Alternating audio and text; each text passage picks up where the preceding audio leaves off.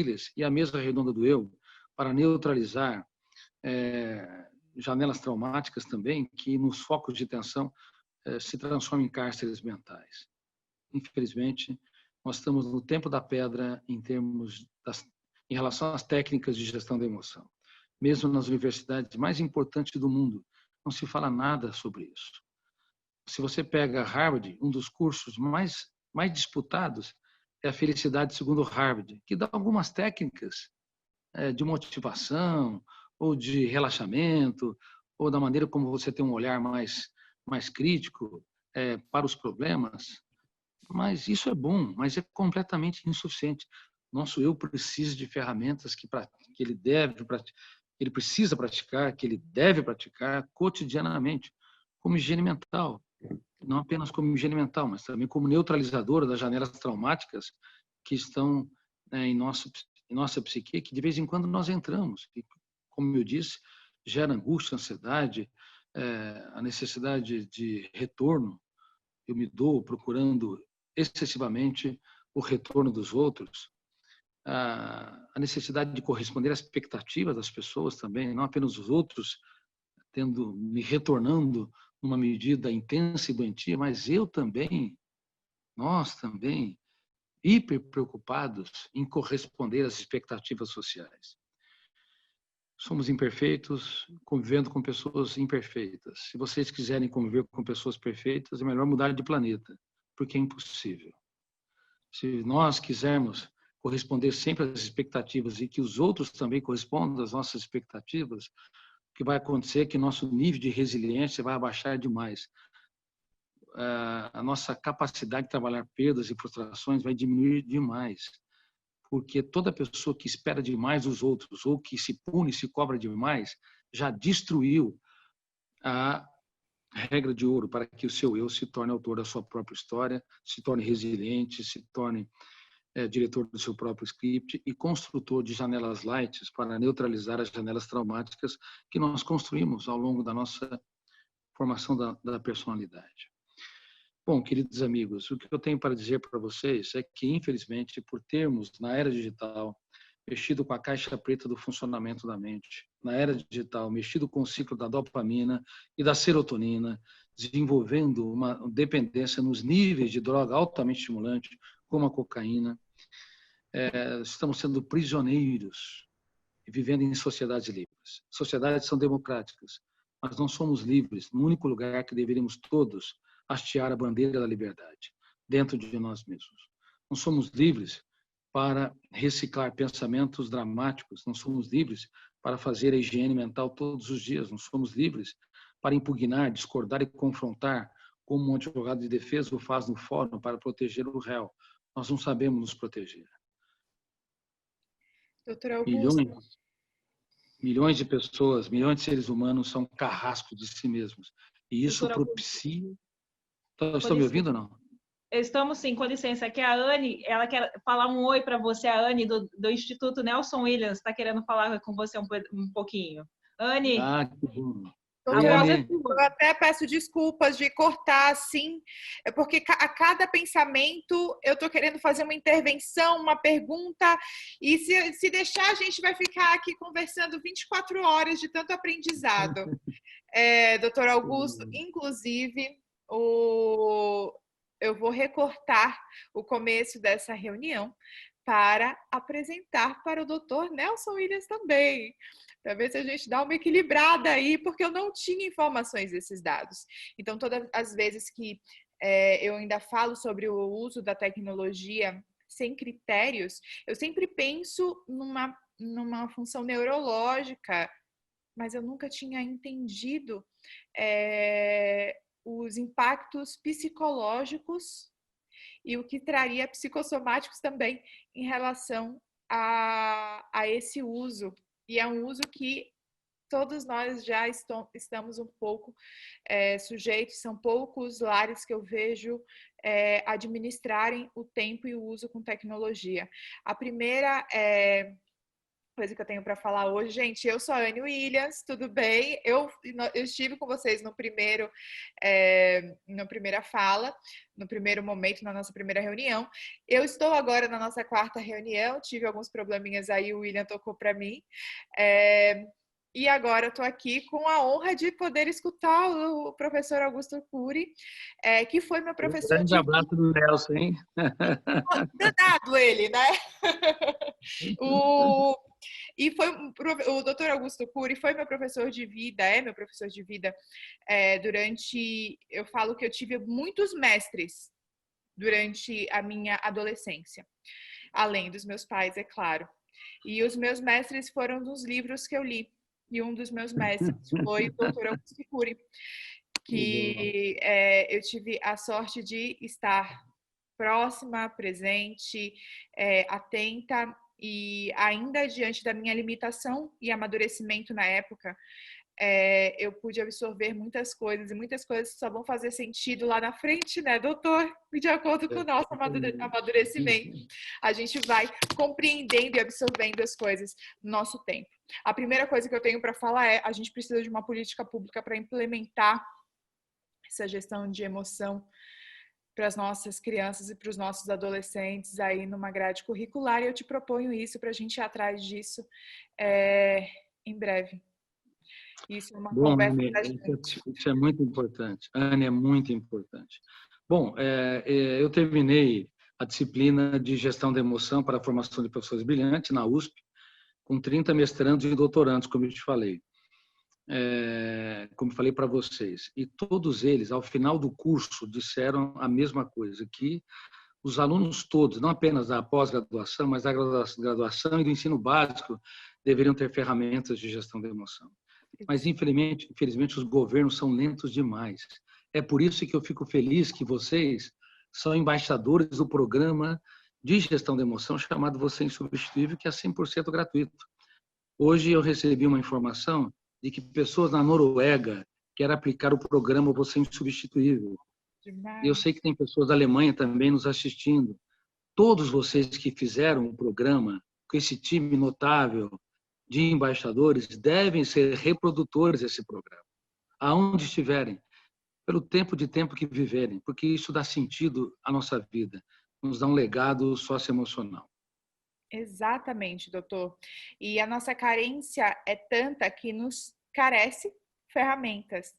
E você tem um programa que consegue abarcar aí as ferramentas necessárias. Primeiro, a gente tem que ter a consciência de que nós necessitamos dessas ferramentas e que a gente tem aí esse déficit para sanar. E a gente poder contar com essas ferramentas no Você é Insubstituível e uma parceria ainda com o Instituto, nós como embaixadores, aqui todos os seus embaixadores presentes, eu tive a honra de escutar também, é muito maravilhoso. Doutor, agora, assim, só para a gente aproveitar enquanto a internet está boa, o celular está bom, está tudo bom aqui, eu fico pensando nas nossas limitações como educadores em sala de aula e também como colegas. Quando a gente começa a perceber que coisas nos faltam ferramentas, nos faltam braços para agir, mas a gente percebe que a gente precisa auxiliar aquele colega, seja aquele aluno, seja aquele colega em sala de aulas, seja o meu colaborador que também está comigo aí, como nós somos um grupo que trabalha com educação, então muitos dos nossos ouvintes hoje estão inseridos em alguma organização escolar, também trabalham com educação, sejam educandos ou educadores, ou até gestores das organizações. Como que a gente faz quando a gente tem essas ferramentas de gestão da emoção, mas o nosso colega não tem? Como auxiliar o outro, ainda que o outro não esteja aberto? A gente tem uma limitação aí, né? O outro não está aberto, a gente não tem muito o que fazer. Mas, às vezes, acender aquele farolete ali de caminho e apresentar que tem uma saída, que tem uma chance, que a gente tem um caminho para seguir. Bom, eu vou falar para vocês todos uma coisa muito importante que eu aprendi de maneira bem estreita em mais de 20 mil sessões de psicoterapia e atendimentos psiquiátricos que eu fiz. O problema não é a doença do doente, é o doente da doença.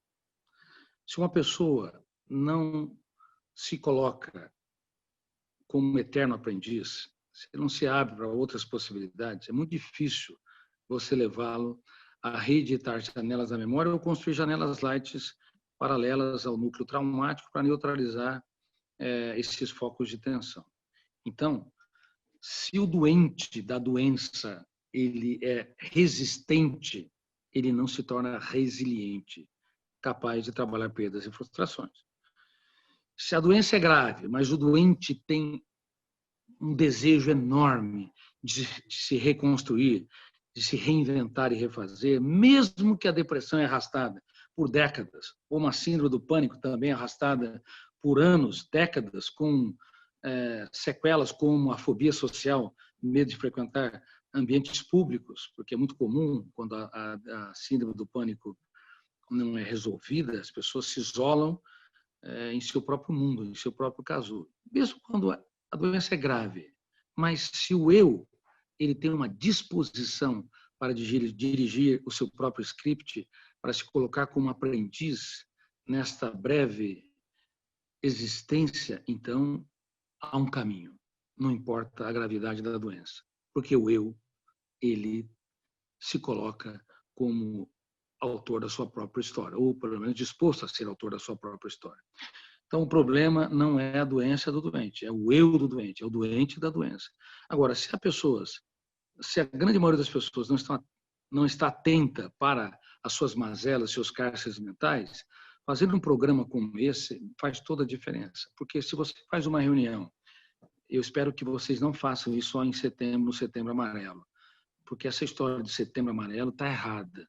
Na verdade, todo mês tem que ser amarelo. Todo mês tem que ser um mês de preocupação. Cada dia é um dia onde nós perdemos milhares de pessoas. Por exemplo, a cada 40 segundos uma pessoa morre pelas próprias mãos e consegue. A cada 4 segundos alguém tenta o suicídio. De cada 10, uma consegue. E a cada 1 segundo, provavelmente, alguém pensa em suicídio.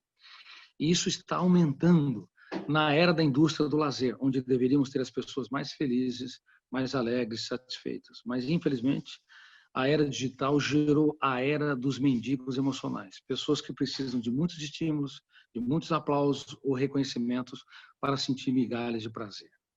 Bom, então, diante dessa situação muito grave, vocês, por favor, todo mês, se possível, ou a cada bimestre, façam um programa de gestão da emoção online, atingindo o máximo de pessoas que se tornem multiplicadores.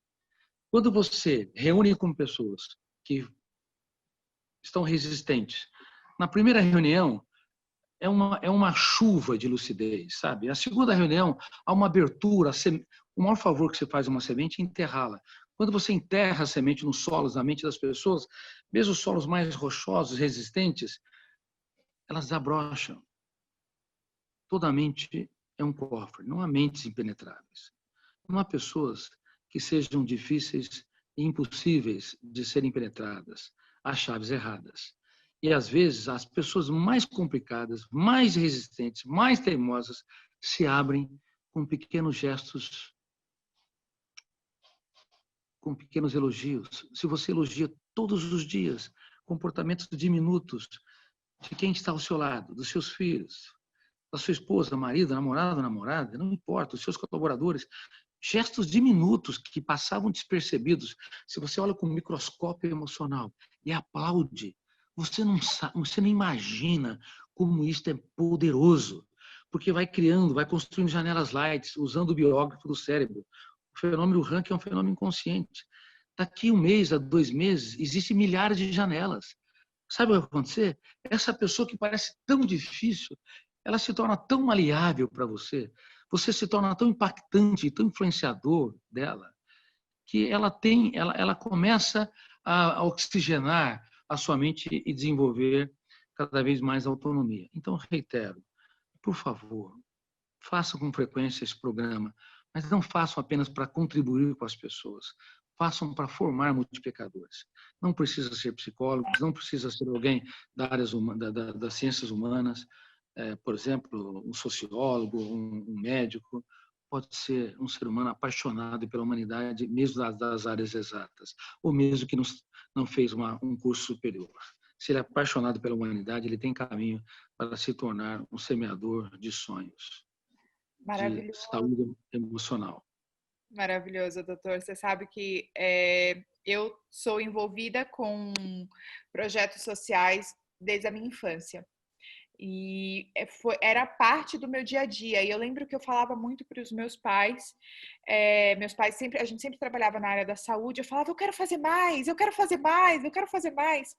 E eu era uma menina, eu era uma criança. Eu realmente ia desde os meus 3, 4 anos nos projetos sociais acompanhar. E durou a minha vida toda. E quando eu falava isso para o meu pai, do eu quero mais, a primeira coisa que ele falava era, você quer mais? Então você vai começar com um sorriso com o seu ouvido. Você vai começar com o seu sorriso para receber, para acalentar, e com o seu ouvido para escutar as pessoas. Muitas vezes é a primeira coisa que as pessoas precisam. É a sua disposição de tempo. E nós precisamos, de fato, precisamos de pessoas que deem os seus ouvidos de coração aberto. Mas não é ouvido para escutar, ouvido para ouvir o que as palavras não disseram. Tem razão. Doutor, maravilhoso. Que honra te escutar, é sempre uma aula. Cadê? Ficou a missão aqui para o Instituto Nelson Williams, e missão para o Instituto Nelson Williams significa missão para o nosso querido William Ruiz também, que é quase meu filho, né? Tem aí o William no nome também. Vou pegar aqui uma adolescente que acabou de colocar falando exatamente isso. Agora eu perdi aqui. A Giovana Vitória. Estou na minha adolescência, é exatamente a sensação de aprender e se conscientizar com pessoas que inspiram. E quanto mais essa sementinha a gente conseguir colocar nas nossas vidas, ir atrás dessas sementinhas, tanto para a gente, para servir de adubo também, né? Os nossos adubos, e poder adubar a vida dos que nos cercam, melhor ainda. Melhor ainda, né, doutor? Muito obrigada. Inclusive, obrigado Anne. Inclusive, o Carlos Emonge disse que formou 350 pessoas, multiplicadores em Anápolis. É isso, Carlos? Isso, né? Exatamente. A Nayara esteve aqui comigo, me auxiliou. Nós já formamos 350 em Anápolis e mais uma leva de uns 150 em Goiânia. Exatamente. Sabe uma das coisas que eu acho, Limonge, todos vocês estão sendo treinados, nós precisaríamos fazer uma liga, sabe?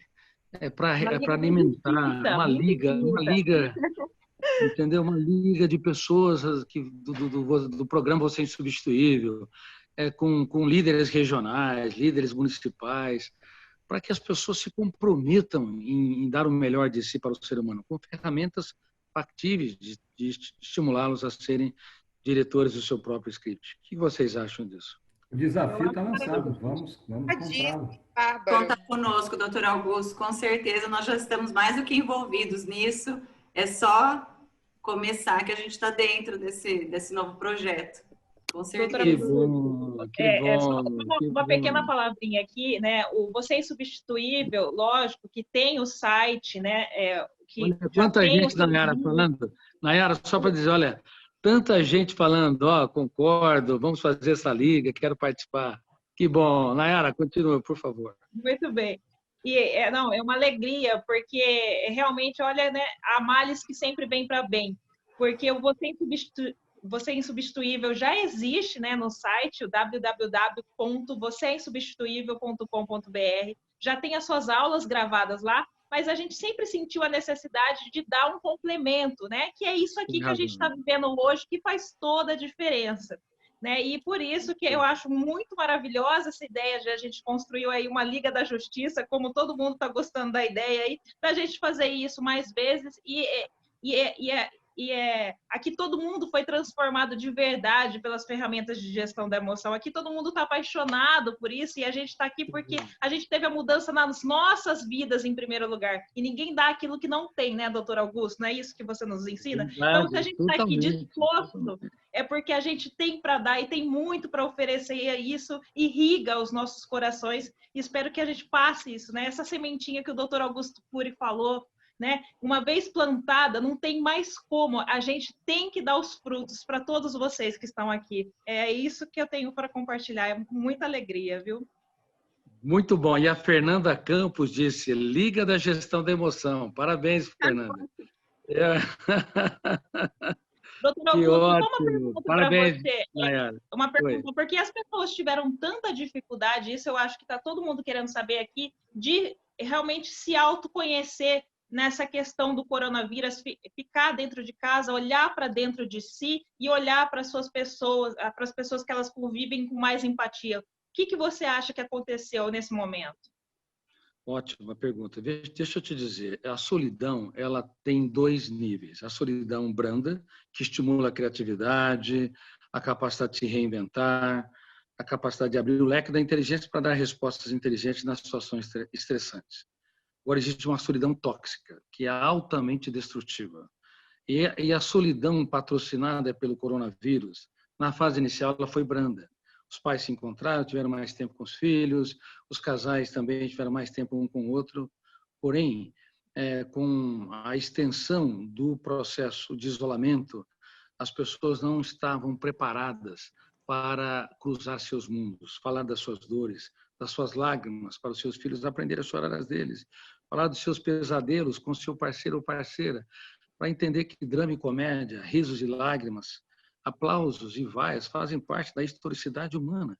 Então, como as pessoas não estavam preparadas para cruzar os seus mundos e também para viajar para dentro de si mesmas, para não ser escravo dos seus pensamentos perturbadores, para impugnar a autopunição e a autocobrança, e também reciclar seus medos. Tem mais de 100 tipos de fobias ou medos, sabe? A nictofobia, medo da noite, a alodoxafobia, medo da opinião dos outros.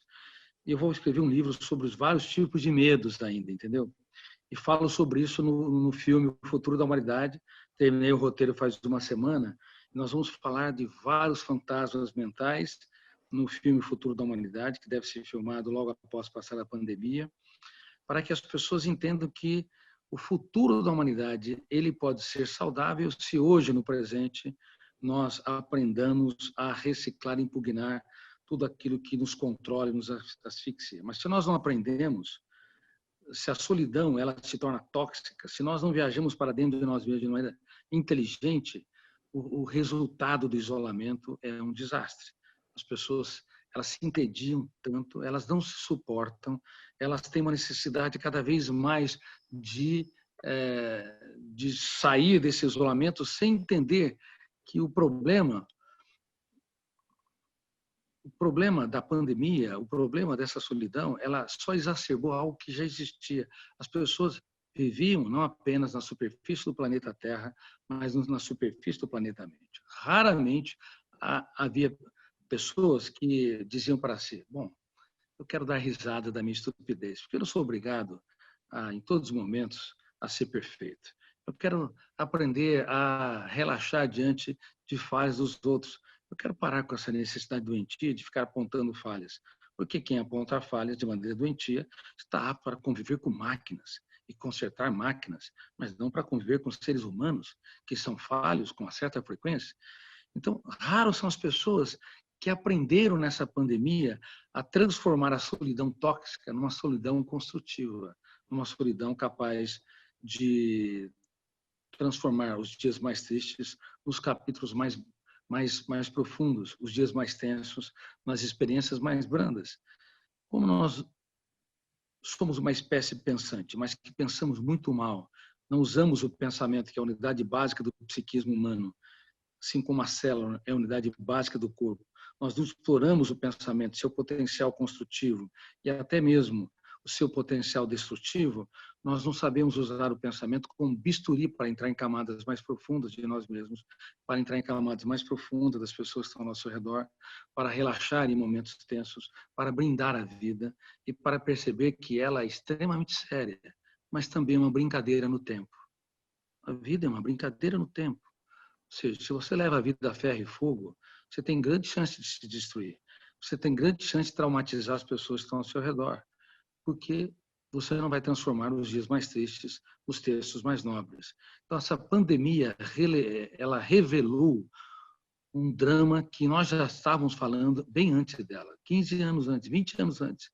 A humanidade, ela é superficial. A humanidade é pensante, mas pensa muito mal. O eu é pessimamente formado nas faculdades e no ensino básico. O eu não é um bom advogado de defesa, não é um protetor do psiquismo, ele não consegue se reinventar nas dificuldades, nos focos de tensão. Então, a solidão se tornou tóxica e as pessoas pioraram, adoeceram muito mais na pandemia. Só entre os professores, para encerrar, 72% deles adoeceram mais do que estavam durante essa pandemia.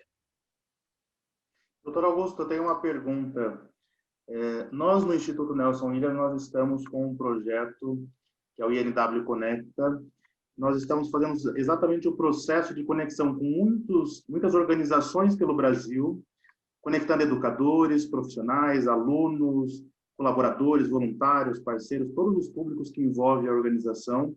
E nós temos muitas dessas pessoas aqui. Então, do Acre, Piauí, Campo Grande, Cuiabá, do Sul, do Norte, enfim.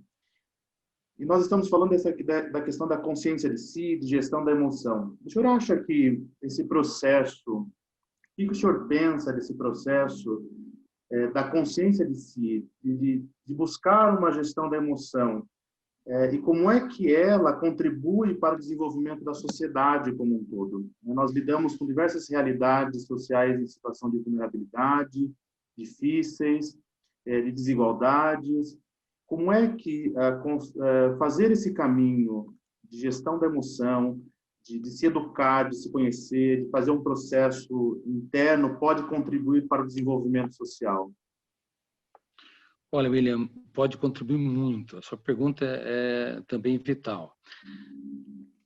Se nós não aprendermos a desenvolver ferramentas de gestão da emoção sobre o ângulo psicopedagógico e socioemocional, nós vamos aprender de maneira intuitiva a vida.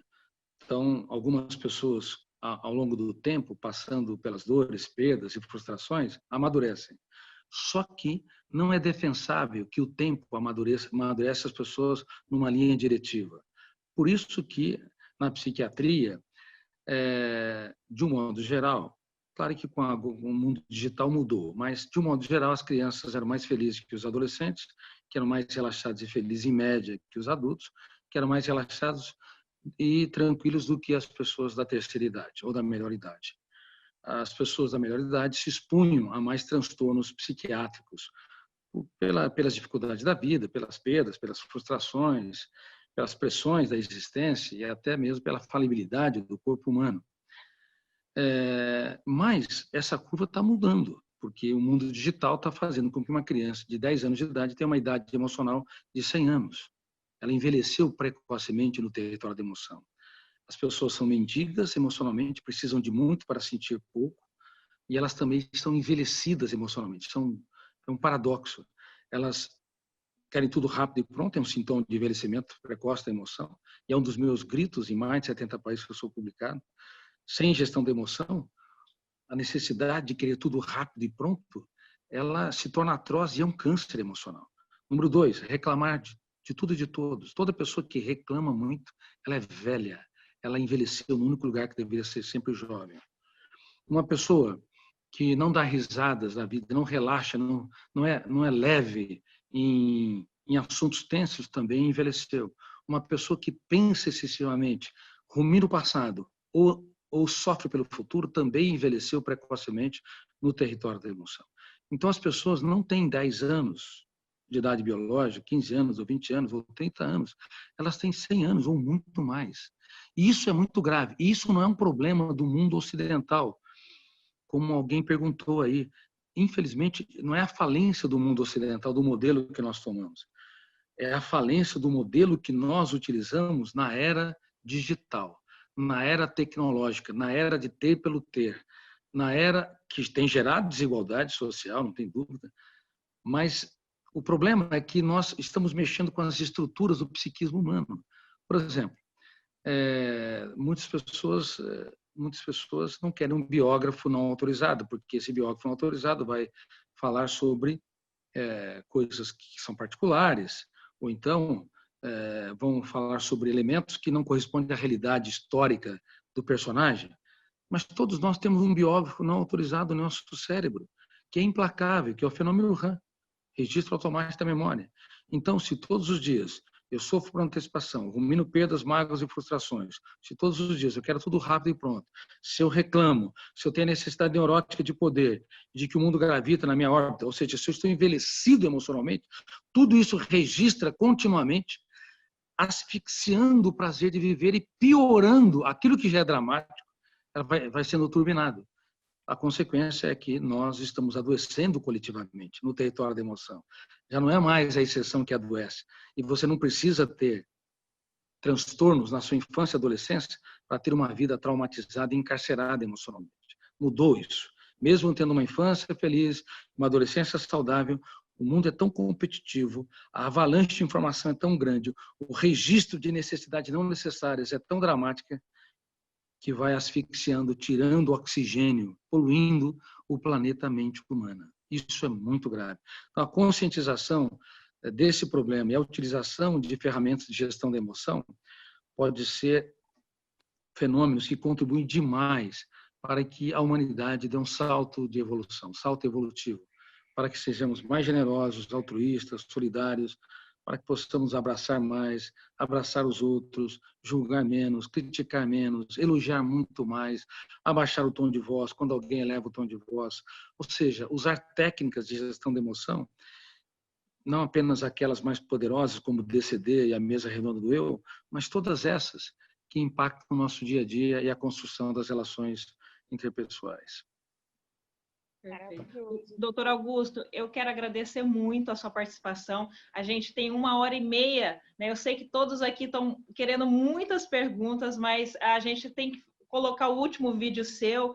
Então, assim, se você quiser deixar mais alguma fala, uma lembrança para nós, realmente aí uma palavra de esperança. E para finalizar, nós todos aqui agradecemos de todo o coração.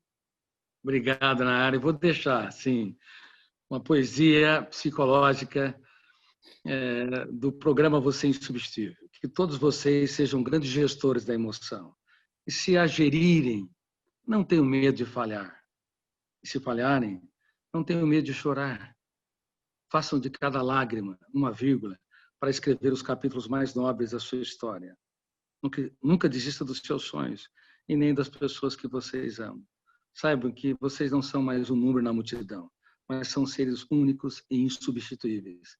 Eu não me curvaria diante de celebridades e nem de políticos poderosos, mas me curvo diante de todos aqueles apaixonados pela humanidade como vocês. Muito obrigado por existirem.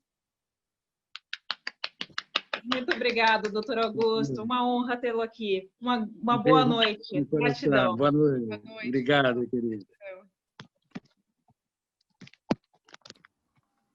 E vocês continuem aqui conosco, né? Que honra, que alegria ter o doutor Augusto Cury aqui conosco. E eu peço para vocês manterem aqui, que agora vamos pôr o vídeo, o quarto e último vídeo da série do programa Você Insubstituível.